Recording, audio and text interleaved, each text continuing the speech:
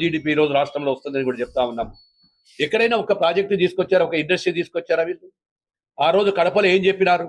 3 సార్లు దండలు వేసుకున్నాడు ఈయన. 3 సార్లు ఓపెనింగ్ పెట్టి భూమి పూజలు చేసినాడు. ఈయనే కుందూరు రిజర్వాయర్కి భూమి పూజ చేసినాడు. జోలదారాస్ దగ్గర పూజ చేశాడు. ఏమైనా మళ్ళీ ఇవన్నీ ఆ రోజు మేము ఉన్నప్పుడు ఆ గత ప్రభుత్వంలో ఏదైతే ఈ యొక్క ఓర్వకల్ను ఇండస్ట్రియల్ హబ్గా చేస్తే ఉండే ప్రాజెక్టులు 1-2 మొదలు పెడితే మిగతా ప్రాజెక్టులన్నీ పోగొడితే ఈ రోజు సోలార్ ప్రాజెక్ట్ అయితేనేమి ఇంకా మిగతా అభివృద్ధి పనులన్నీ కూడా ఈ రోజు ముమ్మరంగా చెప్తా ఉన్నాయి.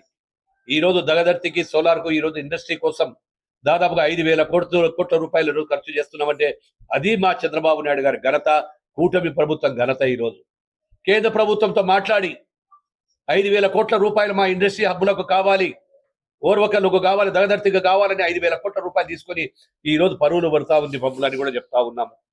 ఈ రోజు నారా లోకేష్ గారి చొరవతో, ఆయనకున్నటువంటి పట్టుదలతో యువతంతా కూడా నిర్వీర్యమైపోతా ఉన్నారు.